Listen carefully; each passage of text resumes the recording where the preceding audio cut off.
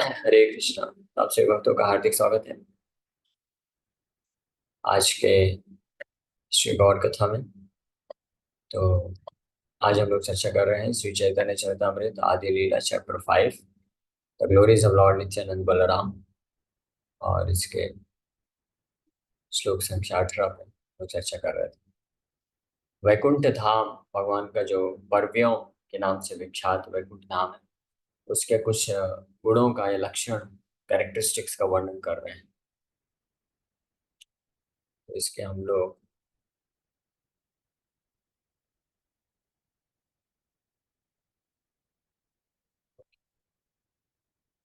तो वैकुंठ के डिविजन्स बताए गए। वैकुंठ आदि धाम कृष्ण कृष्ण अवतारे तहाँ विश्राम सर्वग अनंत विभु। ये हर जगह व्याप्त है, अनंत है, विभु मतलब ग्रेटेस्ट। और तहार ऊपरी भागे कृष्ण लोक ख्याति। वैकुंठ लोकों में जो सर्वश्रेष्ठ सबसे ऊपरी भाग में कृष्ण लोक है। और कृष्ण लोक के 3 डिवीजन है, द्वारका, मथुरा और गोकुल। और गोकुल के भी नाम बताए गए हैं। गोकुल को ब्रज, गोलोक, श्वेतद्वीप, वृंदावन के नाम से भी जाना जाता है। अब आगे वर्णन कर रहे हैं। सर्वगानंत विभु कृष्ण तनुसाम उपरि अधो व्यापी याचना ही कनियम। तो ये गोलोक, वृंदावन, वैकुंठ धाम सर्वगा हर जगह व्याप्त, अनंत और विभु द ग्रेटेस्ट। कृष्ण तनुसम exactly like the transcendental body of Krishna. तनु मतलब शरीर, कृष्ण के शरीर के जैसे ही इनके भी लक्षण है। यानी कृष्ण का शरीर या विग्रह को बोलते हैं सच्चिदानंद विग्रह है। उसी प्रकार से वैकुंठ धाम भी सच्चिदानंद विग्रह है। सचित जैसे ये हमारे भौतिक शरीर है, ये भौतिक तत्वों से मिलकर बना है। और ये भौतिक जगत भी भौतिक तत्वों से मिलकर बना है। तो उसी प्रकार से जो वैकुंठ धाम है, जहाँ पे भगवान और भगवान के शुद्ध भक्त निवास करते हैं, जीवात्मा, आत्मा, तो वो भी सच्चिदानंद है स्वरूप। तो जिस प्रकार से ये भौतिक शरीर इस भौतिक जगत का है, इस भौतिक जगत को बिलोंग करता है, वैसे आत्मा जो है सच्चिदानंद है, वो इस भौतिक जगत को बिलोंग नहीं करती, वो आध्यात्मिक जगत से है, उसका असली निवास स्थान। Srila Jiva Goswami, the great authority and philosopher in the line of Sri Chaitanya Mahaprabhu, has discussed the abode of Krishna in his Krishna Sandarbha ग्रंथ एक लिखे हैं जीव गोस्वामी। षट संदर्भ संदर्भ करके 6 संदर्भ की रचना की है जीव गोस्वामी। भागवत संदर्भ, तत्व संदर्भ, कृष्ण संदर्भ और 3 और संदर्भ। इसमें से कृष्ण संदर्भ ग्रंथ में कृष्ण के धाम के विषय में बताते हैं। In the Bhagavad Gita, the Lord refers to my abode. Sri Rajiv Goswami, examining the nature of Krishna's abode, refers to the Skanda Puran, which states, Skanda Purana में से ये श्लोक को अपने ग्रंथ कृष्ण संदर्भ में कोट करते हुए जीव गोस्वामी समझाते हैं कि भगवान का धाम का स्वरूप क्या है। या यथा भुवि वर्तन्ते पूर्यो भगवतः प्रिया तास तथा सन्ति वैकुंठे तत् तल्लीलार्थमात्रता। The abodes of Godhead in the material world, such as Dwarka, Mathura, and Gokul, are facsimiles representing the abodes of Godhead in the kingdom of God by Dhaam। Facsimiles का मतलब क्या होता है? रेप्लिका भी बोलते हैं इसको। एग्जैक्ट मीनिंग क्या है? तो जो इस भौतिक जगत में द्वारका, मथुरा और गोलोक धाम है, तो वो आध्यात्मिक जगत में ओके। फेसिमिली का मतलब है किसी चित्र आदि की हूबहू प्रतिलिपि। हाँ, एग्जैक्ट कॉपी और रेप्लिका वही चीज है, रेप्लिका ही बोलते हैं।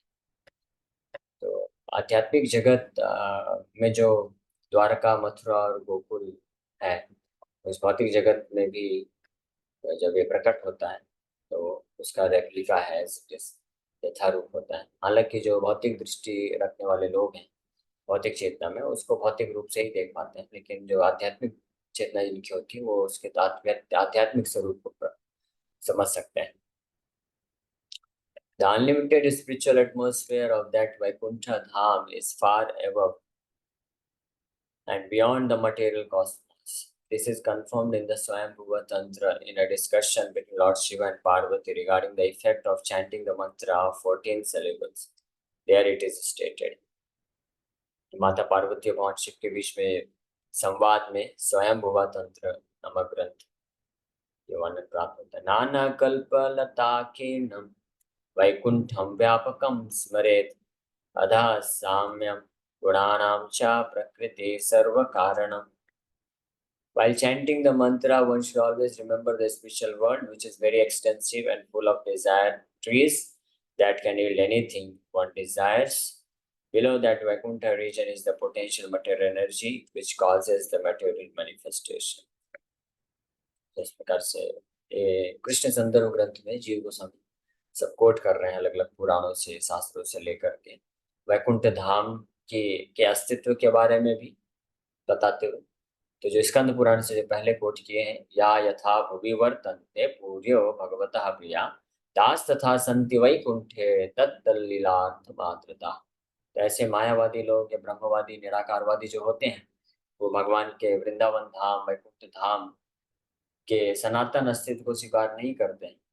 वो बोलते हैं भगवान अवतार लेके जैसे माया के रूप में प्रकट होते हैं वैसे ये भी माया ही। लेकिन जीव गोस्वामी स्कंद पुराण से इस श्लोक को कोट करते हुए बताते हैं कि इस भौतिक जगत में जो हम देखते हैं कि द्वारका धाम मथुरा धाम गोकुल धाम है, तो ये वास्तव में आध्यात्मिक जगत में उपस्थित द्वारका मथुरा गोकुल का एक रेप्लिका है, एक जो है कॉपी है। ओरिजिनल धाम ये भी ओरिजिनल ही है, कॉपी पेस्ट भी करते हैं तो दोनों सिमिलर ही होते हैं, लेकिन यहाँ पे उपस्थित है क्योंकि वहां से आया है। तो इस श्लोक के माध्यम से अस्तित्व को स्वीकारा जा रहा है कि है ये आध्यात्मिक धाम द्वारका मथुरा गोलोक वृंदावन। ये केवल ऐसा नहीं कि भौतिक जगत में है, ये आध्यात्मिक जगत में भी है। और फिर ये दूसरे श्लोक को कोट कर रहे हैं जिसमें भगवान शिव पार्वती माता को बोलते हैं कि इस मंत्र के ऊपर जप करते हुए हमेशा व्यक्ति को आध्यात्मिक जगत का ध्यान करना चाहिए, जो वो ऐसा जगत जो कि बहुत एक्सटेंसिव है, व्याप्त है, और जहाँ पे डिजायर फुलफिलिंग ट्रीज यानी कल्प वृक्ष है। यहाँ के वृक्ष तो जैसे आम का पेड़ है तो आम ही प्रदान करेंगे, लेकिन आध्यात्मिक जगत के जो वृक्ष हैं आम के पेड़ से आपको संतरा, आम और वाटरमेलन, अंगूर जो चाहिए सब मिल सकता है। उसको डिजायर ट्री बोलते हैं, वो भी स्पिरिचुअल होता है। तो और फिर आगे बताते हैं कि उस वैकुंठ जगत के नीचे ही ये भौतिक जगत है। ये ब्रह्म संहिता में भी वर्णन है। देवी महेश हरिधाम सुतेषु तेषु, ऐसा ब्रह्म संहिता में वर्णन। The places of the pastimes of Lord Krishna such as Dwarka, Mathura and Vrindavan eternally and independently exist in Krishna को कहा। भगवान कृष्ण के लीलाओं को करने वाले स्थान द्वारका, मथुरा, वृंदावन ये सनातन और स्वतंत्र रूप से कृष्ण लोक आध्यात्मिक जगत में अस्तित्व में रहते हैं। They are the actual abodes of Lord Krishna, and there is no doubt that they are situated over the material cosmos.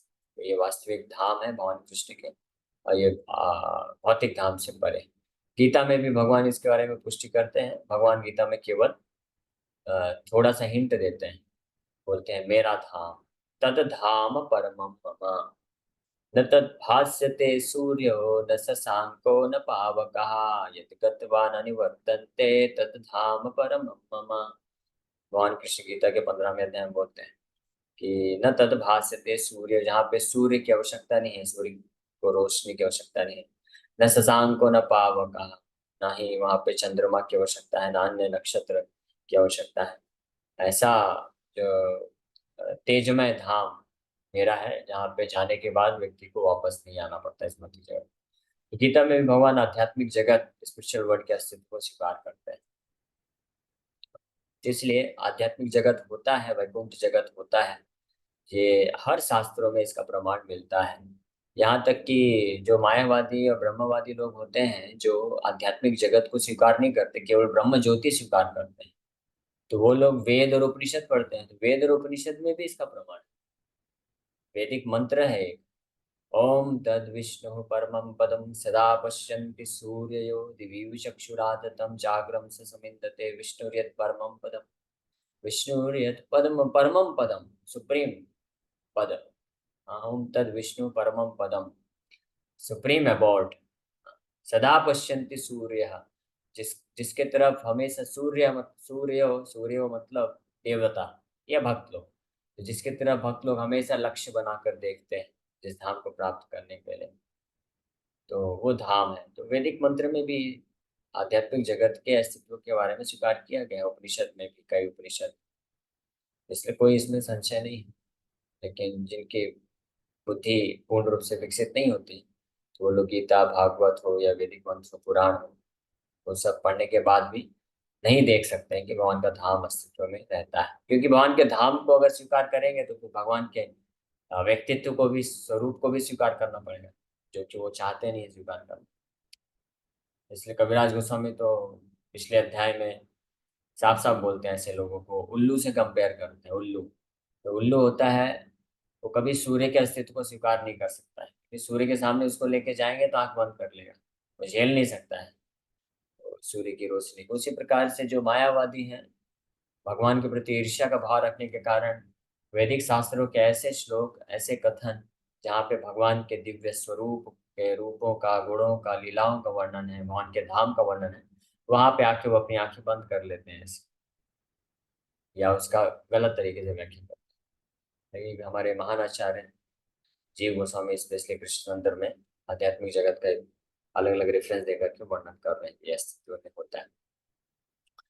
The abode known as Vrindavan और Gokul is also known as Golok.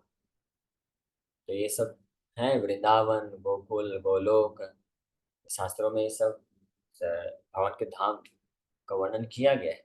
Gokul मतलब क्या होता है? गोकुल ब्रह्म ज्योति कैसे हो सकता है, निराकार कैसे हो सकता है? गोकुल का मतलब ही है, गो मतलब गाय, कुल मतलब ऐसा स्थान जहाँ पे बहुत सारी गायें हैं, समाज समूह है, गायों का समूह है।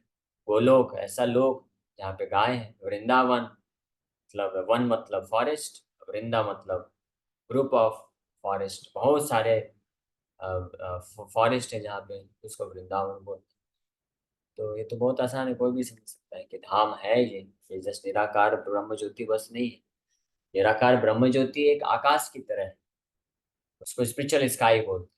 लेकिन उस स्पिरिचुअल स्काई में, आध्यात्मिक आकाश में आध्यात्मिक लोक हैं, वैकुंठ लोक विद्यमान है। जैसे ये भौतिक आकाश है, यहाँ पे सूर्य की जो रोशनी है उसको मटेरियल स्काई बोलते हैं, भौतिक आकाश। तो सूर्य की रोशनी निराकार है, उसका कोई आकार नहीं।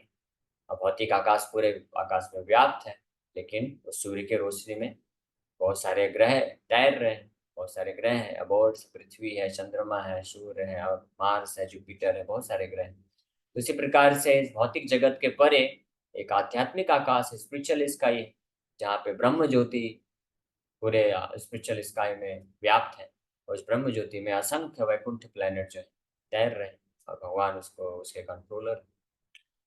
The Brahma Samhita states that Gokul, the highest region of the kingdom of God, resembles a lotus flower with thousands of petals. ब्रह्म संहिता में ब्रह्मा जी ये वर्णन करते हैं। The outer portion of that lotus-like planet is a square place known as Svetadweep. तो ब्रह्म संहिता में भगवान ब्रह्मा जी गोकुल, जो कि highest region of kingdom of God, यानी सर्वश्रेष्ठ वैकुंठ धाम, उसका कैसा स्वरूप है उसके बारे में वर्णन करते हैं कि वो गोकुल एक हजार, थाउजेंड्स ऑफ पेटल्स यानी हजारों पंखुड़ी धारण करने वाले एक लोटस फ्लावर, कमल के पुष्प के तरह है, दिखता है, इतना सुंदर है।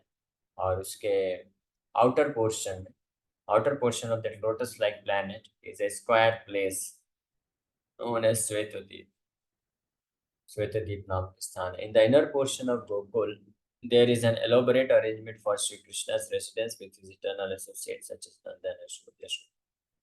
तो उस गोकुल के मध्य भाग में जो है वो ब्रज है, वृंदावन, गोकुल के अंदर चारों तरफ द्वारका, मथुरा और ये सब अबॉर्ड है श्वेतद्वीप।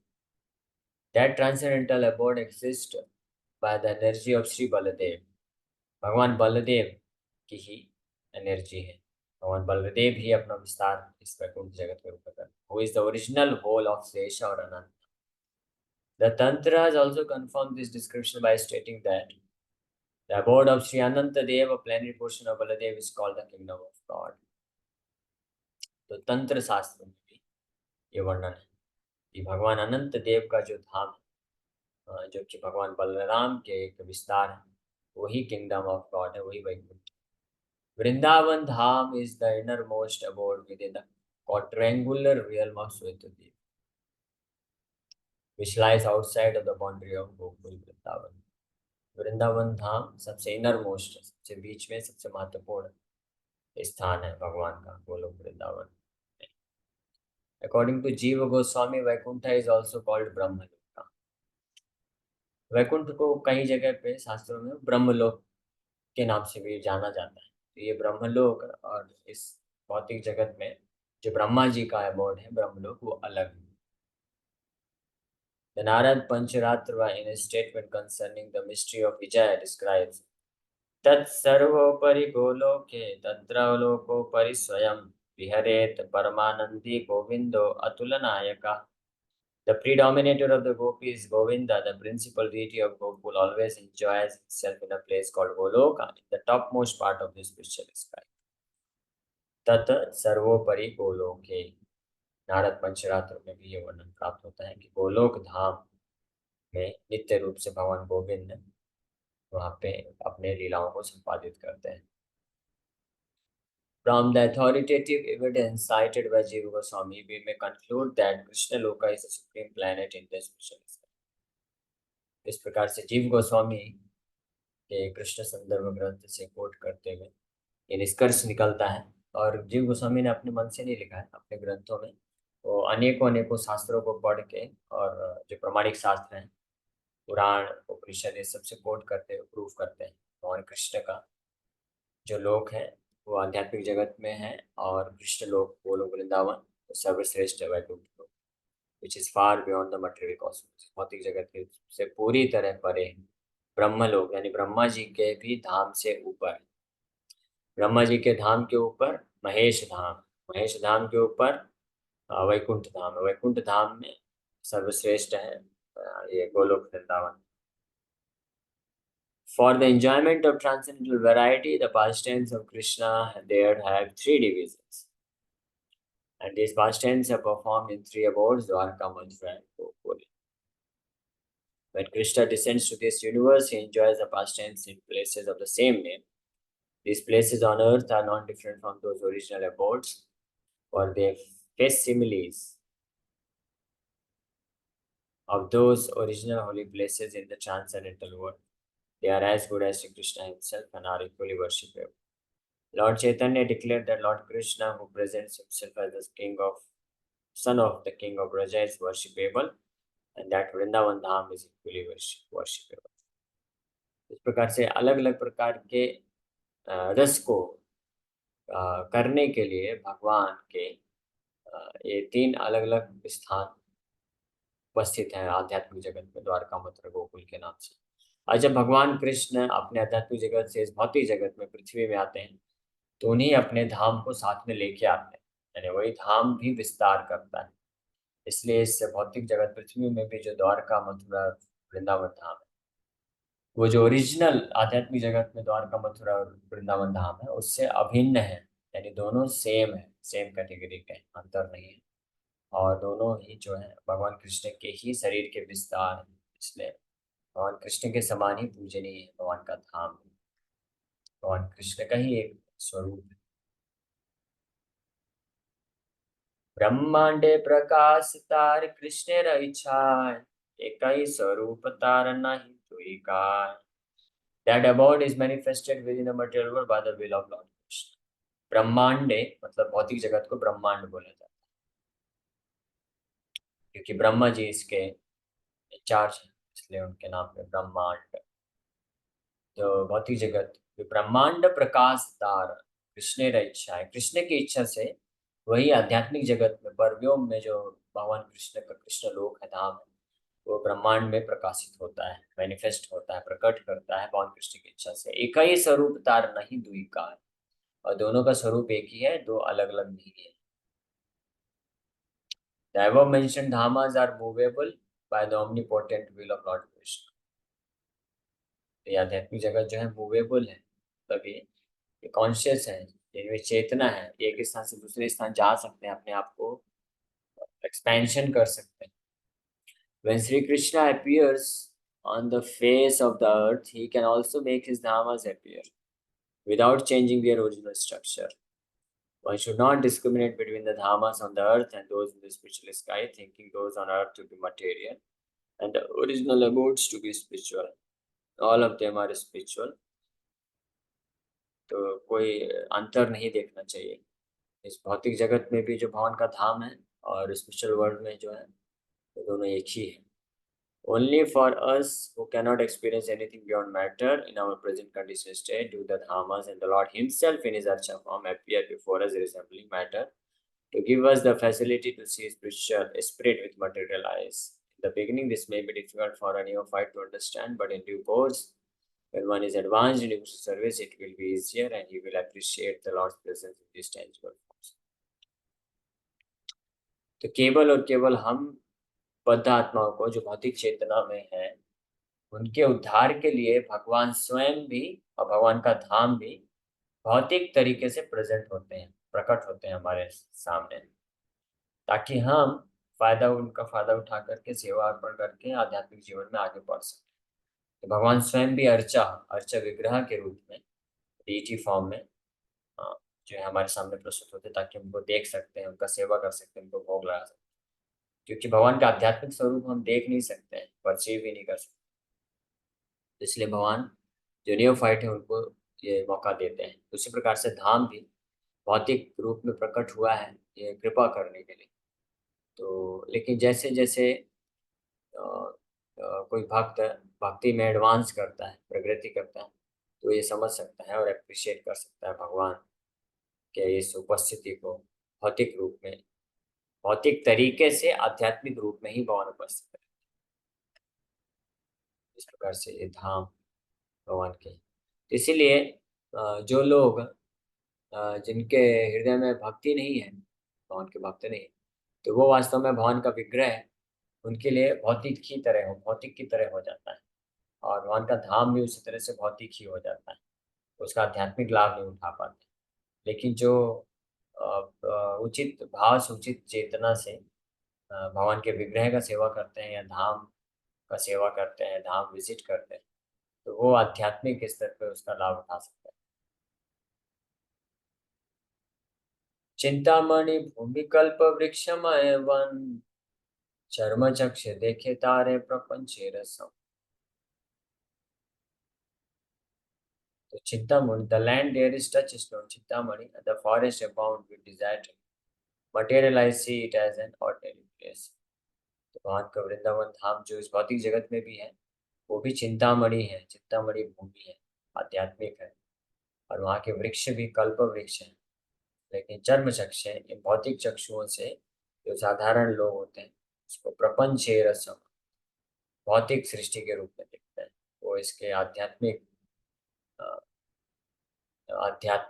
स्थिति को नहीं पहचान सकते, अप्रिशिएट नहीं कर सकते। लेकिन जैसे रूप गोस्वामी बताते हैं, यथा श्री कृष्ण नाम आदि, नाम आदि मतलब भगवान का जैसे नाम है, रूप है, गुण है, लीलाएं और धाम भी, तो इसको ना भवेद ग्राह्यम इंद्रिय, अपने हम भौतिक इंद्रियों के द्वारा ग्रहण नहीं कर सकते, नहीं समझ सकते हैं। लेकिन सेवन मुखे ही जीवादव, जब हम भगवान की सेवा अर्पण करते हैं जीवा के द्वारा, भगवान के नाम का शुद्ध रूप से जप करके स्वयं एवं स्फुरति अदा, तो ये सब चीजें जो है धीरे धीरे उस भक्त के हृदय में अपने आप स्फुरित होती हैं, प्रकट होती हैं। भगवान का नाम भी प्रकट होता है, भगवान का रूप, पूर्ण लीलाएं और भगवान का धाम भी प्रकट होता है। इसलिए भगवान की ये सब चीजें जो है दिव्य है। लेकिन भौतिक जगत में जो कंडीशन सोल है, भौतिक अवस्था में फंसे हुए लोग, उनको मौका देने के लिए भौतिक प्रकार से प्रकट होते हैं, ताकि हम उसका लाभ उठाकर धीरे धीरे आध्यात्मिक मार्ग में आगे बढ़ सकें। So thank you very much. शिक्षा देने पे विराम करते हैं।